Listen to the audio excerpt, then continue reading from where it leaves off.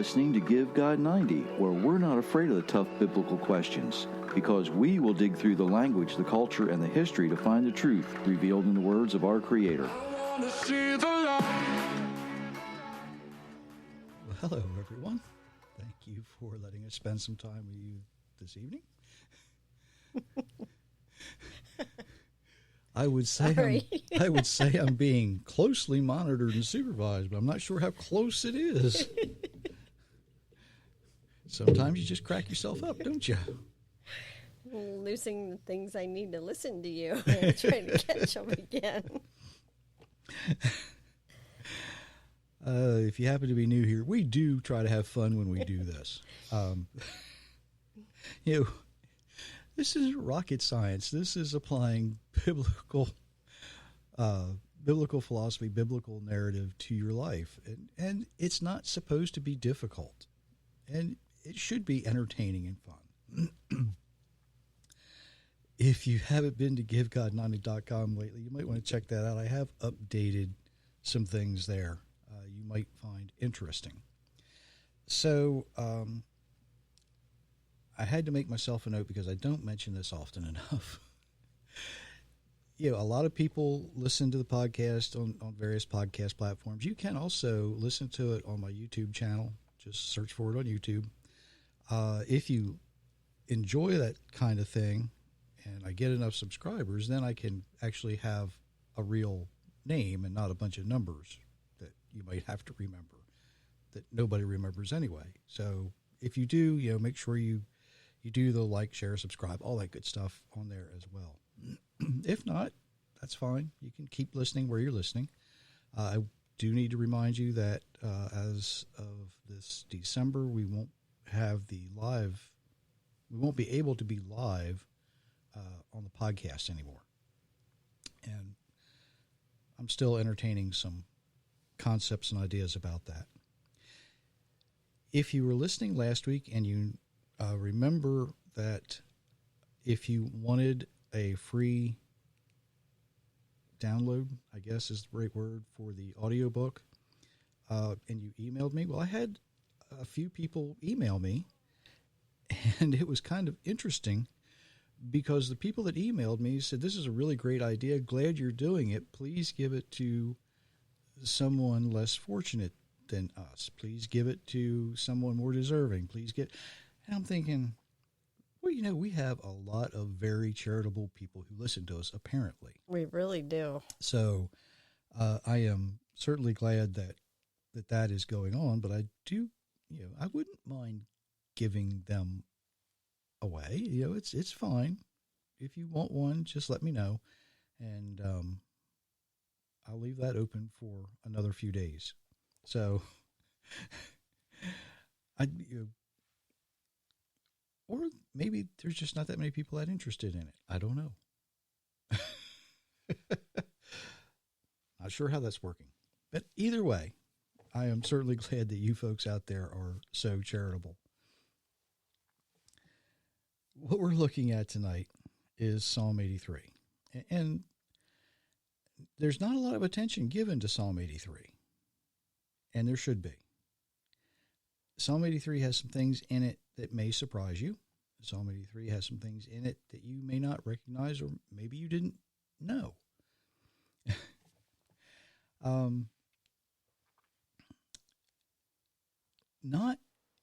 Not every translation in every Bible begins Psalm 83 the same way. Some give it a heading, others do other things. But the writer doesn't begin the way most Bibles translate it. Now, David is given credit for writing all the Psalms. We look at some, we realize that not each one is actually attributed to him. This particular psalm begins with the words, song, a psalm of Asaph. Now, the word psalm actually means a melody. The word Asaph is a Hebrew name that means gatherer, but in this context, it could indicate to us that this is a song that would be sung at a gathering. Some churches that I've attended in the past have done what is known as responsive reading using the Psalms. The pastor will begin in a certain verse, and he'll read a verse, and then the congregation responds by reading the next verse. But the first few words in Psalm 83 would infer that it's to be sung by the entire gathering. Now, that's a little different than the word assembly.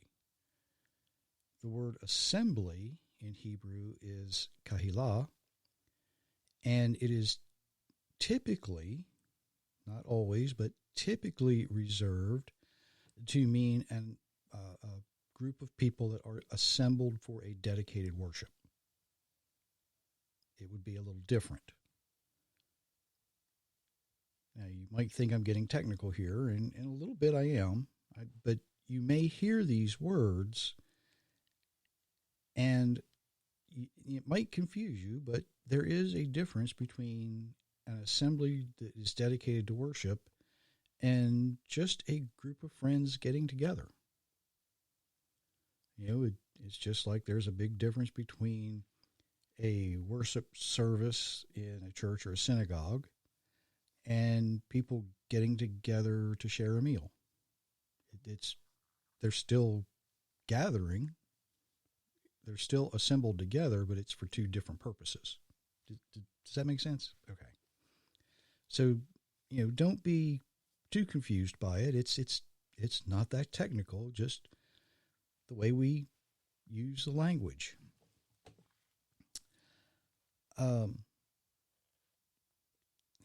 This psalm, well, maybe a better way to do this is just to listen to it. It's not that long, and it does have some hard words in it. So if you want to read through that without stumbling over the hard words. O God, be not silent, be not speechless, be not still, O God. See how your enemies rage, how your foes have reared their heads. With cunning they scheme against your people and conspire against those who you cherish, saying, Come, let us erase them as a nation.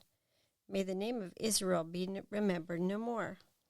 For with one mind they plot together. They form an alliance against you.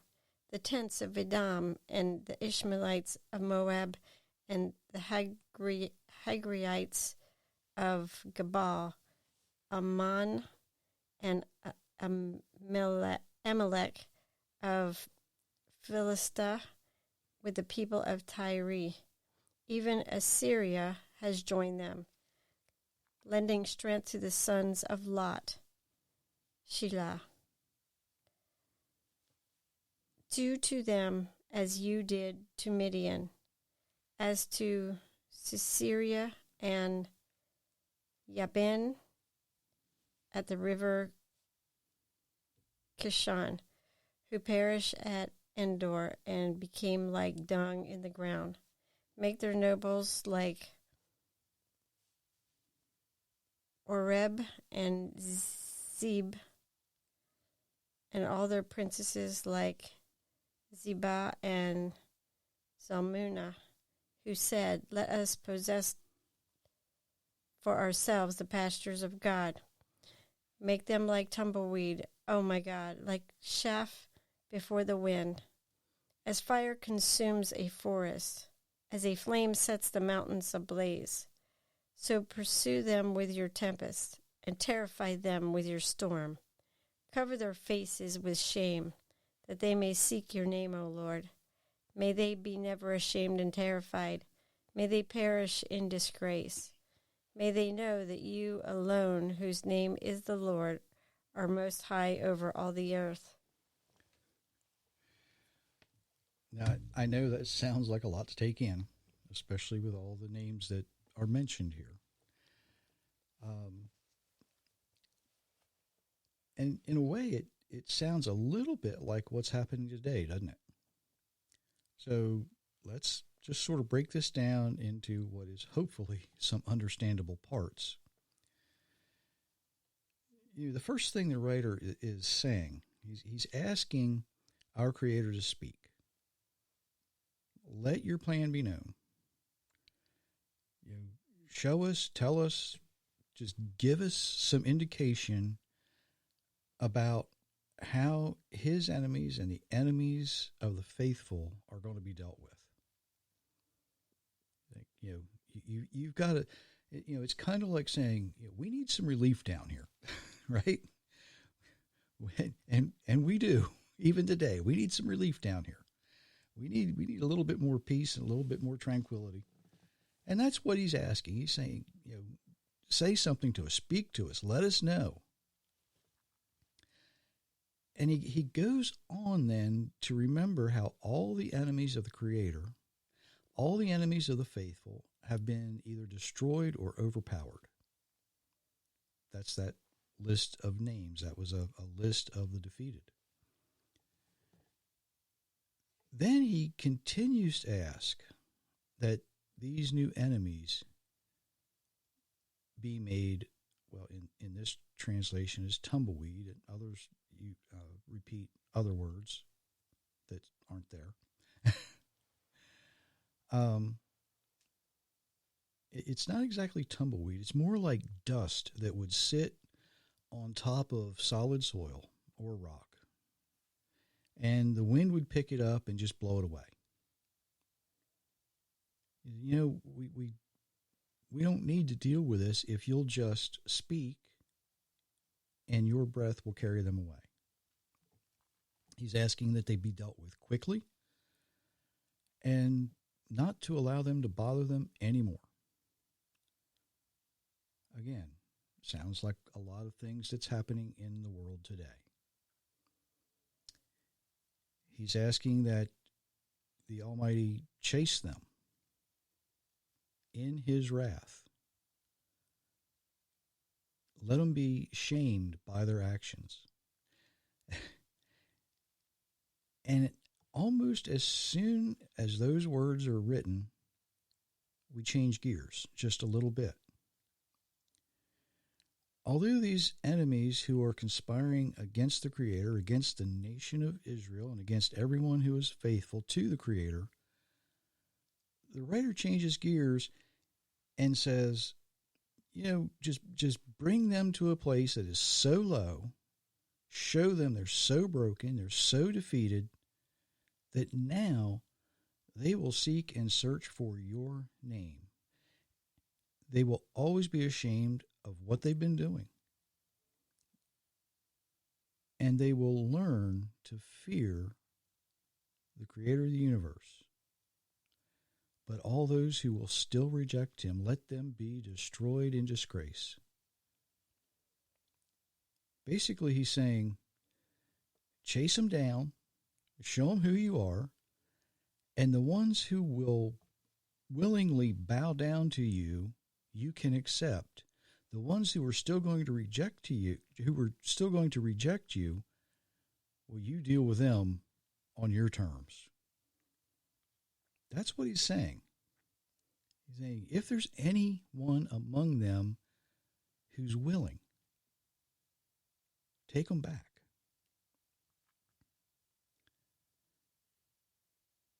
This song is a song, it's a prayer for victory, in a way. It's a prayer for the enemy to look for and find God.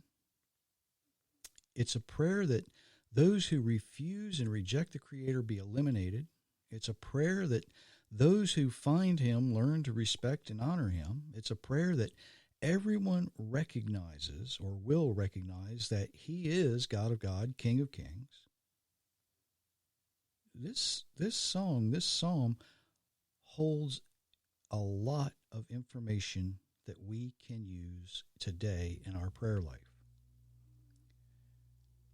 Although it may seem as though it's the political nation of Israel being attacked in the psalm today, what's really being attacked are the people who remain faithful to the Creator, and even the Creator himself is being attacked by his enemies. And it should be our prayer today, a prayer that our Creator will choose to speak. He will choose to show everyone, and when I say everyone, I mean everyone who is alive today, who his enemies currently are and deal with them. It's a prayer that he will choose to deal with them quickly so that he can bring rest and peace to the faithful. Now, I know what we see in the news today focuses specifically on Israel and Gaza. And I know it seems that this, as if this current conflict is Israel against the world. And I need to say that there's a lot of things that are going on behind the scenes, a lot of things happening that we are not aware of, that we can't see, just as there is with any political conflict. So be very careful, folks, who you choose to support in this. Because, quite honestly, we don't have all the information. Now, we know that there's some evil people in the world. We know they hide in some very strange places, even in your churches and in your synagogues. I'm not going to pretend that I know who's at fault, who's to blame, but I do know that thousands and thousands of people around the world who are choosing sides, well, they're choosing sides based on what they see in the news. And what we see in the news is not always reported accurately. So here is something to think about. Instead of supporting any political view, any political side, let's shift our attention. Let's shift our support, not in favor of any political nation, not in favor of any ethnic group. Let's shift our support in favor of our Creator as we pray this psalm. We should ask that our Creator speak, show us who his enemies are, and in that way he can display his glory. And those who choose the side of the Creator will be on the side of victory. Those who choose the side of his enemy, well, good luck with that.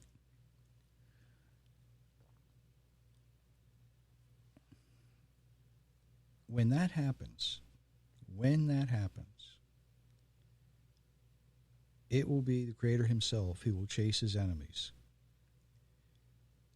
And he will do it his way. And some of them may just say, wait a minute, I think I've been on the wrong side of this. And again, I'm not picking any political side here. When I say that we support Israel, I'm not talking about a political nation. I'm talking about a people group. The people who have joined with the children of Abraham. That's not a political group in any way.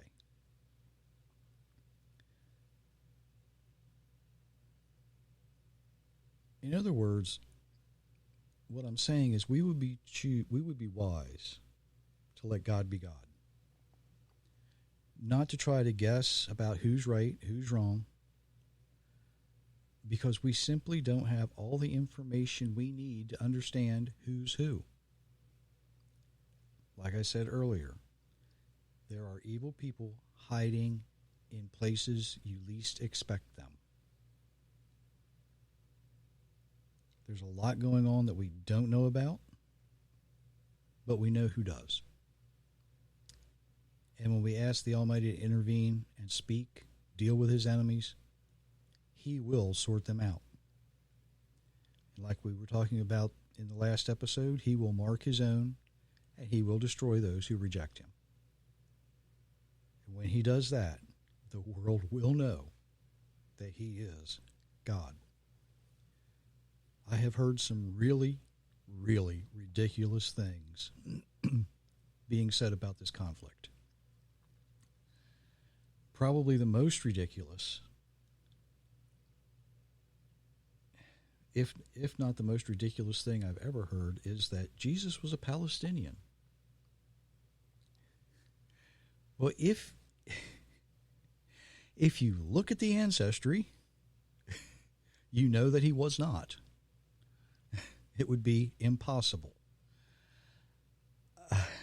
You heard in the psalm the word Philistina, I believe is how it was translated in that particular translation. Palestine didn't develop as a word until later. In fact, the current word Palestine's fairly recent. As early, though, as about 1200 BC, the name Philistina was used to describe an area where the Philistines live. And according to some scholars who deal in ancient ethnic placement of people, some suspect that that particular land was in what we know as Syria today. It was further north.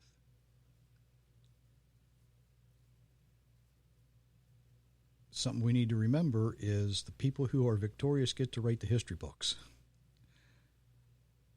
And sometimes that, is confused through time and tradition, legend. It changes because the people who win get to tell the story.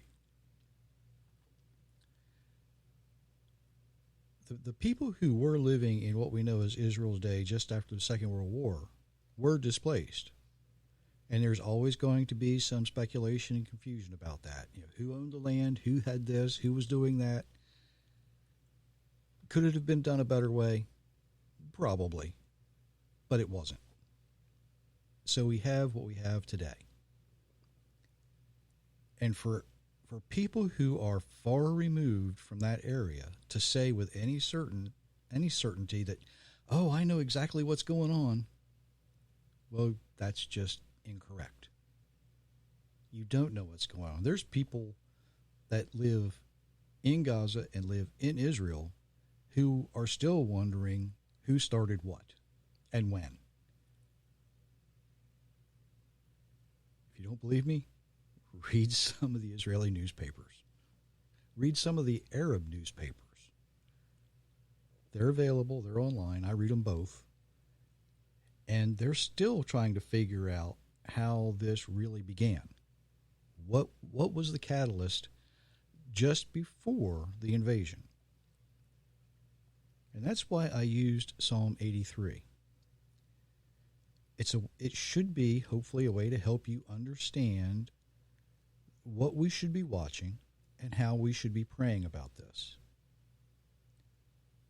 The outcome, whatever it is, needs to be the one where our Creator is honored and glorified.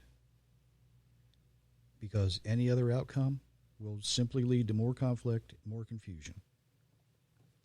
So we do ask our Creator to speak. We ask Him to deal with His enemies His way. And we ask Him to do that not for our own satisfaction, but so that everyone will understand and recognize He is God, not us. Because if we were, it'd be a bigger mess than it is now. It's a confusing situation. It is a liquid situation. It consistently flows back and forth. There's propaganda everywhere. Be very, very careful what you hear and how you process that information. Because the way you process that information will determine your viewpoint. if we shift our focus from who's right or who's wrong politically, and we put that focus on our Creator and say, you are the one who will deal with this. You are the one who will sort this out.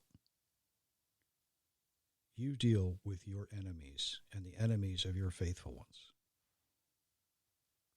He will, in his time, and he will make sure that his judgment is fair, is accurate, and it will be according to his word, not ours. So, until Monday, Until Monday. we wish you many, many blessings, everyone. Absolutely.